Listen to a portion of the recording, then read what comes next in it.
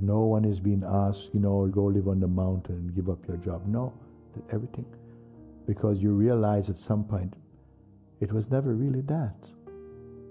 It's all this. Let the mind return to the heart.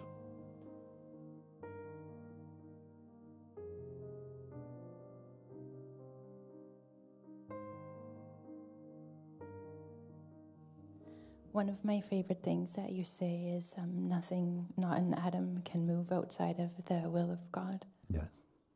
And I just want to say I want to find myself in that at every moment. Yes. What have you found so far? It's true. Yeah.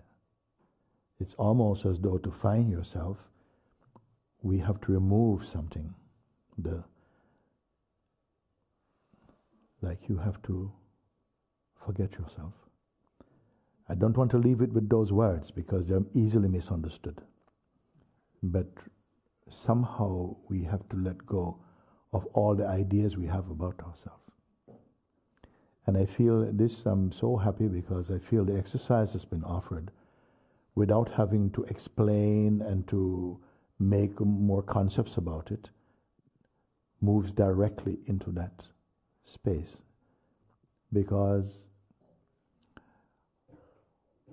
we're always so preoccupied with the mind, to the extent that we don't even know it, at how strong the influence of that shaken mind is. And what has been good about the exercise is by bringing the attention to beingness. And it has taken a while to be able to say that to you, because if I say to put your attention on something, normally this thing would have to be something tangible that you can see through the mind or the senses. So some transcendence must have happened, some maturing has happened to say, bring it to beingness. What does beingness look like? What shape, what color, what size, you see? Still, when I say bring it to beingness, this non-visual recognition, how it happens. These are not words that are easily understood in our world. When we speak of tangible things, things that we have already a strong concept about them, and we have this sense that, yes, I know what you're speaking about. But I say, bring the attention to beingness. And everyone is comfortable with that? Weak response, but you see. And by that, then, only then can the exercise be effective. That to see, to not to give attention or to be aware of mind and the movement of mind, but not to be pulled into its stream. You have that ability, but it has not been exercised, so it feels like you have no power to do it. You follow now? Yes, because we have not practiced that. We were never told about that. So that when the mind comes, it's as though it's like a reflex. We go into identity. That's what it means. We go into personal identity, and personal identity and the mind are old friends. And with that, we create through the mind. So over the time that we have spent, I have had the privilege to be with you and to share and to point out, so that it became alive for you to say that whatever arises in the mind or through the senses are phenomenal for you, meaning that you can perceive them, they are moving, they come and go. Nothing is stable there. Agree? Nothing is stable there. Even the things you love the most will not stay there. Nothing can stay there. Everything is on the move. And I presented it that your being is like the sky, limitless. And our thoughts, emotions, memory, desires are like the effects in the sky, like the clouds coming and going. Everything you see in the sky, the clouds, stars, moon, everything like this, they're only temporary visitors, but the space is unchanging. And when you come to see like that, it's a good metaphor. When you come to see like that, you see everything appears, but nothing sticks. Yes or no? Yes, whatever. Even old things we have been taught, they don't stay. Everything is a tourist. Everything is visiting. It comes, it appears, it disappears. It comes, it goes. But for the first time, we began to be able to prove that this is so. And that if we are able to see even the most subtle things that come, that they go, does that which witness them, that which sees them, does that also come and go? This is more subtle. This is more subtle. Relative to them, the weakness of them does not come and go. Can we wait for a moment to see if you can verify that? That the weakness of the traffic of the mind, of emotion, even of identity also come and go. The weakness relative to that which it sees, does it come and go? And you say relative to what it sees, it does not come and go like them. Yes? Yes. Then you become aware that even the act of witnessing is perceived. Yes? By what? Can that be identified when the very weakness of life, the weakness even to the ego or to the sense of person and its world, relative to everything that it sees, it outshines them. But it itself, as subtle as it is also seen. Is this philosophical? Is it merely intellectual understanding? Or does it make a difference? And that you keep seeing, and over again. Whatever appears, however subtle, it appears and disappears. Even your greatest thought, greatest feelings, all traffic.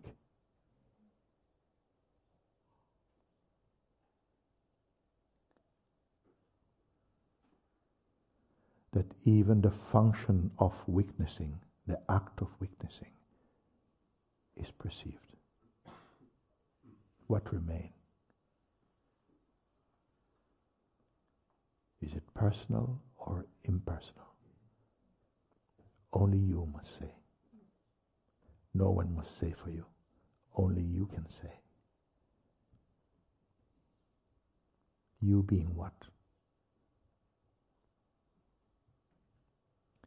That is maturity.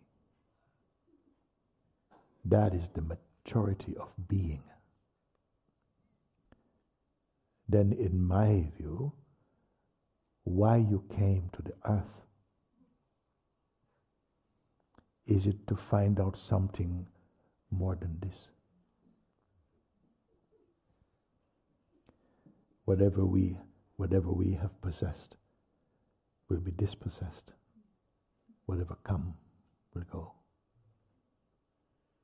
It's as though we are three-aspected. There's this body and the sense of a personal self or the mind, and that which witnesses them. You may call the spirit or being.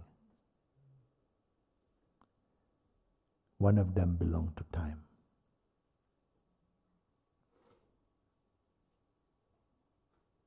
One of them belongs to time. Even each day as you look in the mirror, that one is changing. and his weakness to be changing. There's nothing wrong with this. It is also a law of God. All that takes form is transient. It comes, it plays, it goes. And it is weakness to go.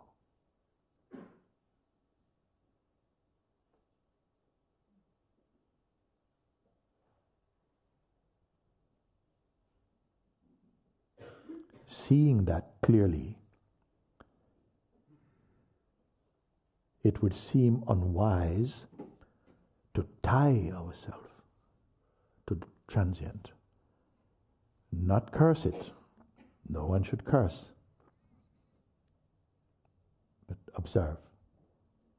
Everything is playing. Actions, reactions, interactions, unfolding in the dance of existence. And life flows on in the presence of this weakness that cannot be described. What is the nationality of the weakness? What is the gender of the weakness? When even gender is weakness. What is the nationality? What is the religion? What is the parent? And it is seen, it cannot be found. Does it bring pain to you? Does it bring suffering? Perceiving in this way as it brought you suffering. Yeah. At first, when you are touched by grace, then this grace comes to the surface. All that does not serve you begins to come to the surface. In feelings and thoughts and every kind of pain will come. And you're told, don't run. Let it play out. It is being resolved like that. And they come and they go, one by one. Then you're told, don't say, yes, eureka. Don't say it is finished. Don't make any judgment. Simply notice. But something else is happening. A deeper sense of one's true nature that the world could not teach you. And you have the sense you're in the presence of something beyond. Do you feel a stranger here? No. No.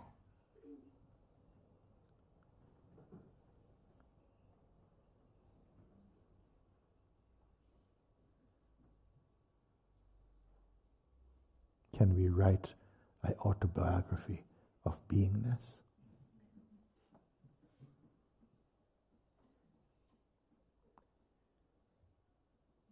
Or future? Or past?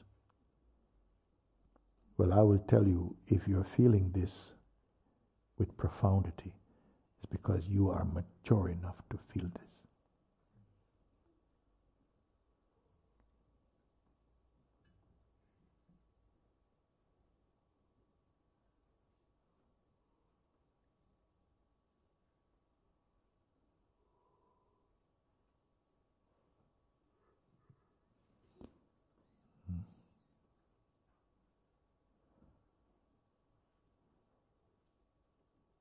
I am not willing to leave anyone out of this room. If you say, I still can't grasp it,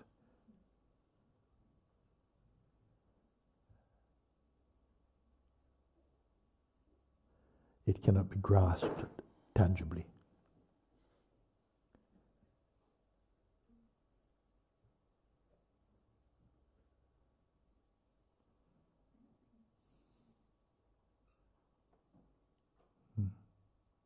After listening to satsang for a really long time,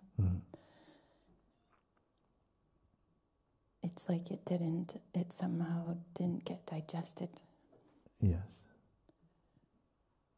And now that you've told this to sit in this way somehow, and it's hard to do it, it starts to digest somehow.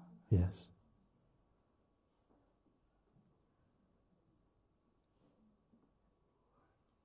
We don't know how.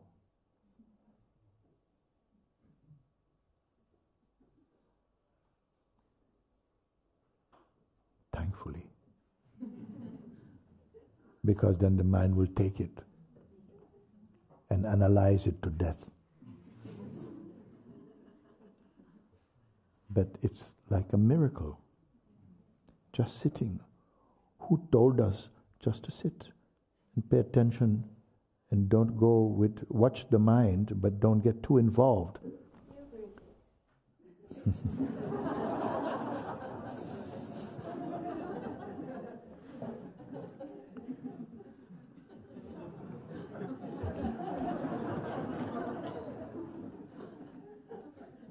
You just broke my run now.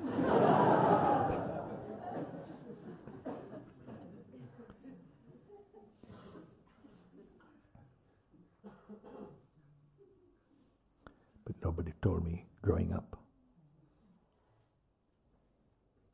No blame, just no one told. But whatever is your destiny, somehow, consciously or unconsciously, you cannot avoid it. That by grace, I was brought to, the urge arose to go to India to sit at the foot of this one. And it was not an immediate understanding. It was an immediate impact, but not immediate understanding. The understanding had to become more than mental. It had to combust into beingness or spirit, as it is for all of us. Because whatever you retain by your mind, it will not be able to be retained for long. Because always some action is happening upon your thoughts, and they will keep changing. But what you find inside your heart, that is the one that bears witness to the mind.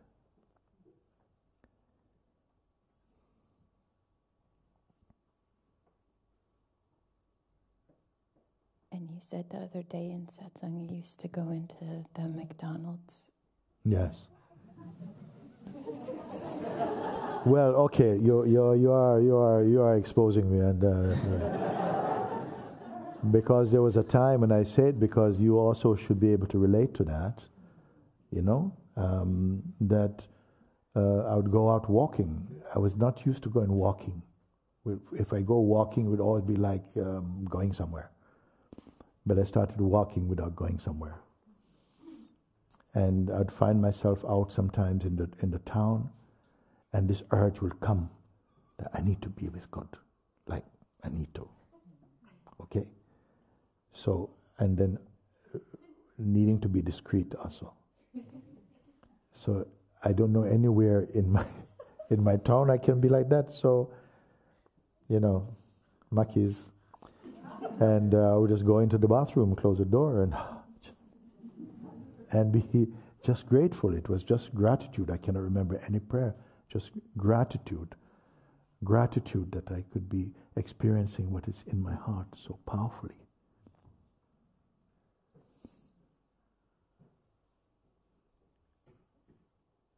And now, even with this exercise you're doing now, and feeling the joy, even though when you sit for 10, 15, 20 minutes, there is like some fight. Just to be nothing. Just to be. Even you go on a holiday, you have to do something. But here, just to be, to let go of all the things, let them go, don't control them, because that would be doing something. Let them run, but keep your attention in being. Without explaining more than that. In being what? No, in being. Yeah, but being what? In being. What you can say. What made you understand? And even though you may sit for a short time and the feeling like it's in the beginning seems impossible to not go with mind, the mind just comes. It doesn't even knock at your door. Like some reflex, we are already in negotiation or in something. But I said, persist. Don't give up, persist. And in a short time, just like I see sometimes people running to the bathroom, I see people running under the tree, running to be just alone, and to again take that darshan of being. And that's why I say, after a while, no one will need to encourage you. You'll be encouraged by your own joy. You're called by your own heart. You can do it.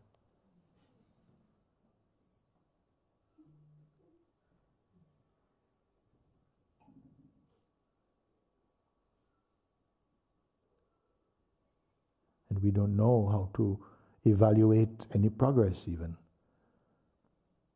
Because the entire field of the Sangha becomes much more intense, but not tense. Tense? Tight? No. But clean, silent,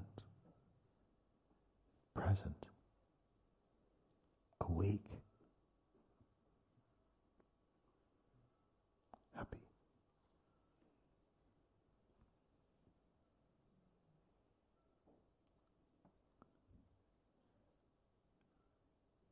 Moving in spontaneous existence.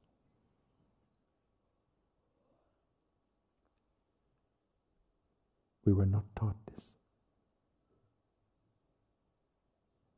And yet no one is being asked, leave your family, go live on the mountain and give up your job. No, that everything. Because you realize at some point, it was never really that. It's all this.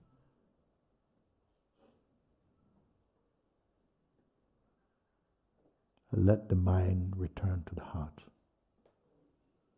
Not to kill mind, but let the mind live in the heart.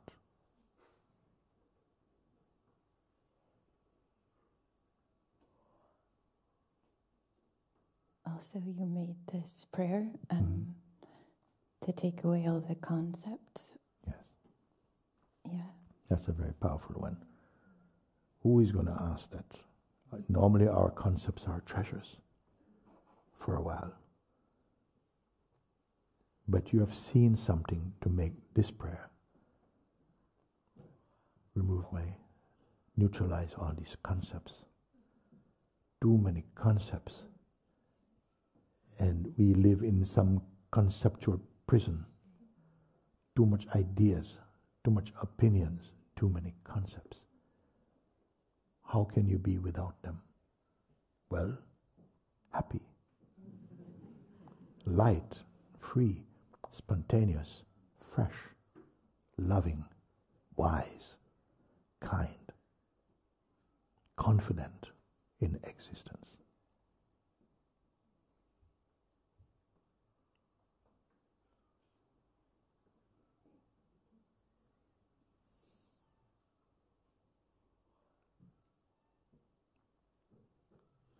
As you go, with some, I will call you.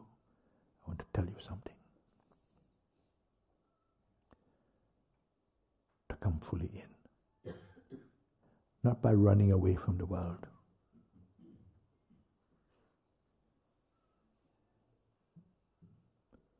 Naked awareness.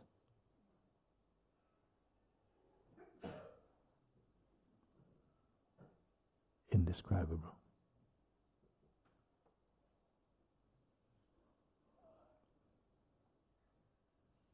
How to be in this world, but not of the world.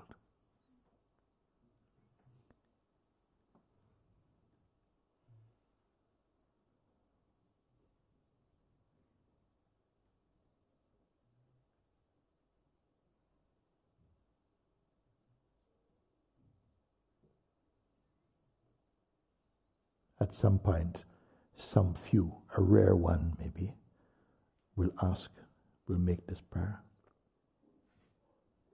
Lord,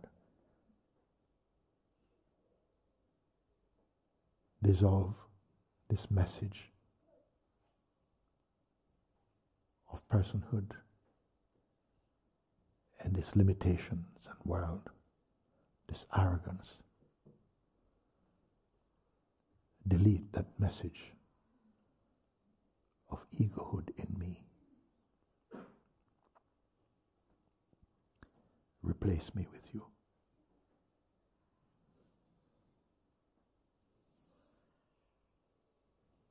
If that time comes.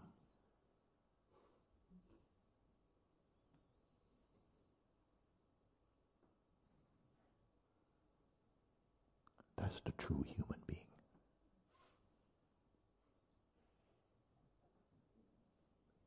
Cursing no one.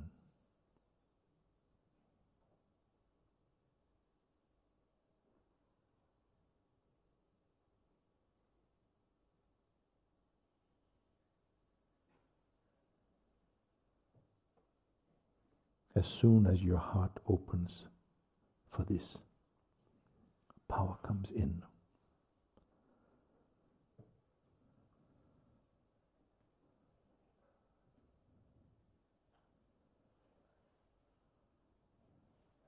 But also resistance will come. Also resistance will come. It's as though the culture of personhood will not let go so easy. Because it's full of dreams, unfulfilled projections. And there will be a tendency to postpone, in order to taste the fulfillment of your projections. And it goes on. It's okay. Until it's not okay.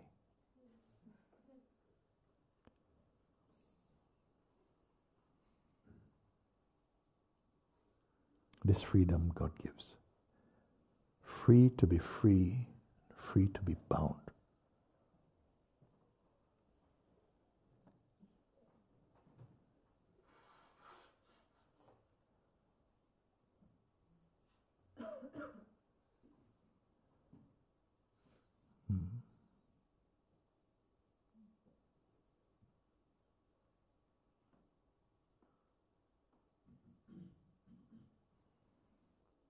Where are you living inside this body?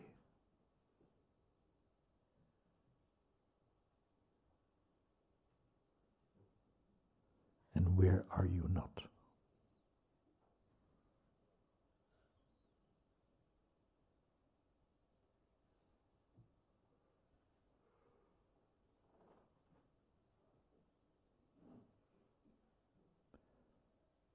In every human being, in every living being, is that seed, this light of God, of perfection. Intelligent existence is to awaken to this. And you are.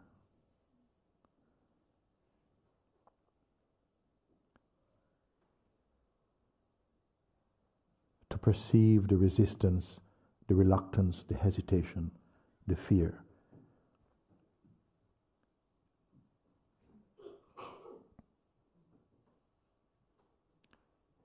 It is like someone asked, but how long it takes and what do I have to do? And he said, the sense of the person, the heart of the person is this impersonal essence, the purity, the light of God. A person is like a piece of ice that you put in a bowl of warm water, and it is slowly dissolving. The ice is water, and the water is water, and a melting is happening. That is life, and that is satsang. But satsang is almost like applying a blowtorch to this ice.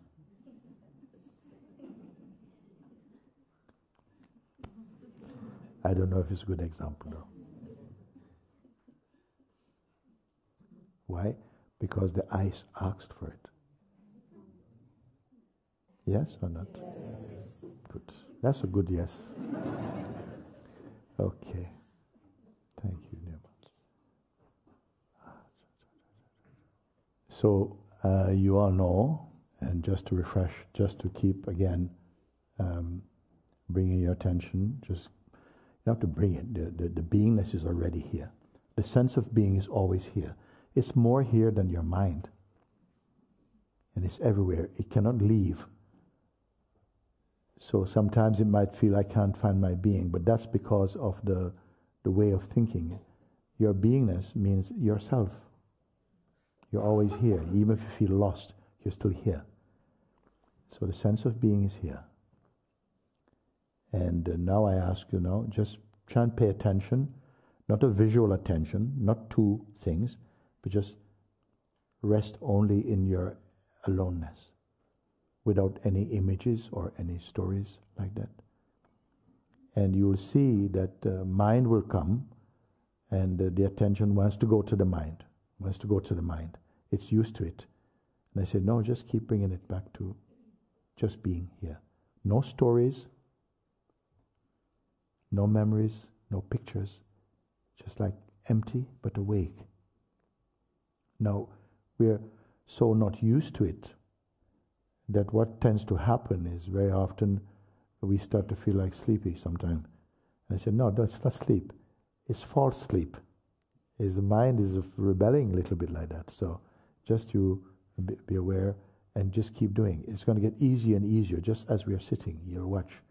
And it is the most important and most powerful exercise for you.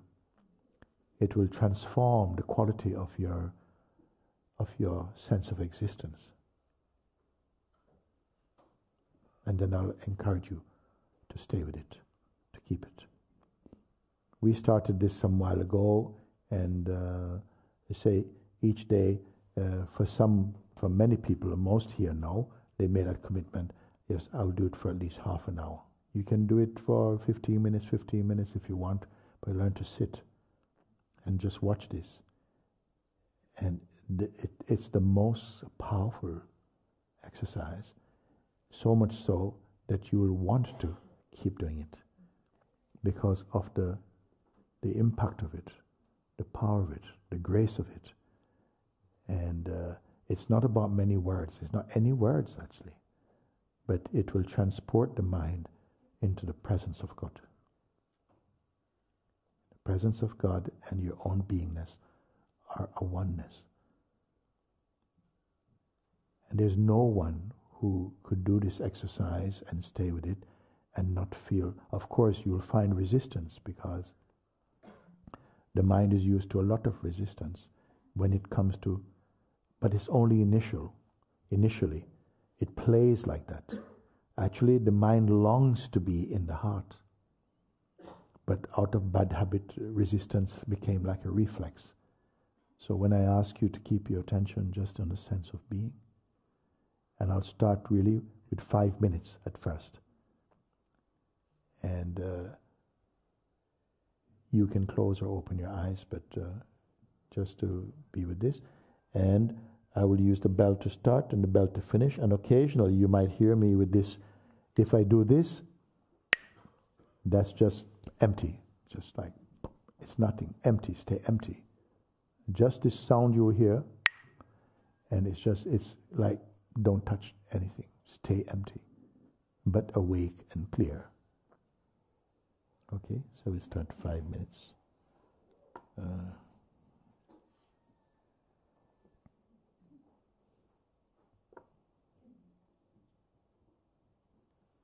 Om.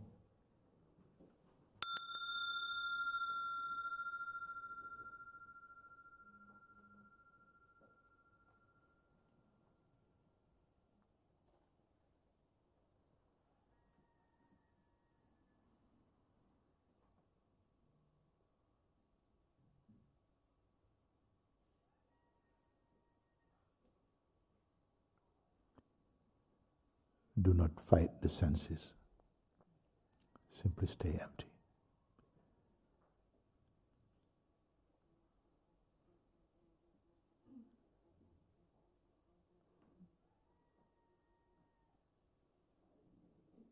Let everything continue to function in their own way, but you are only empty and aware.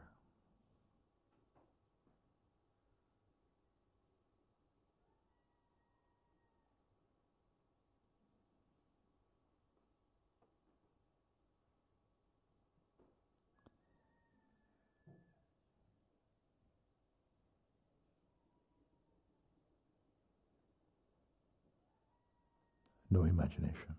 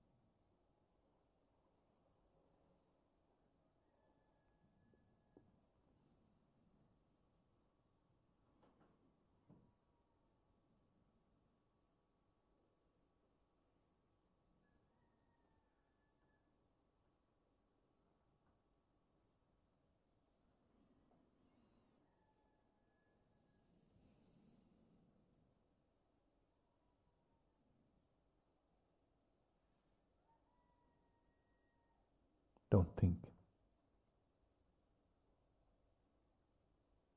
Just be.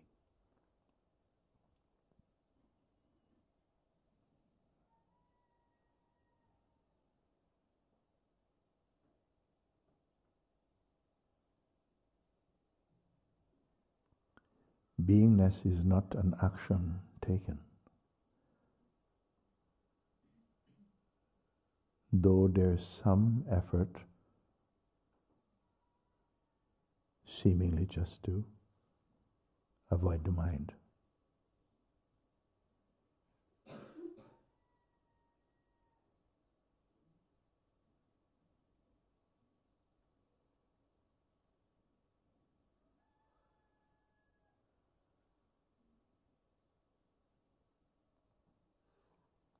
Stay only as awareness.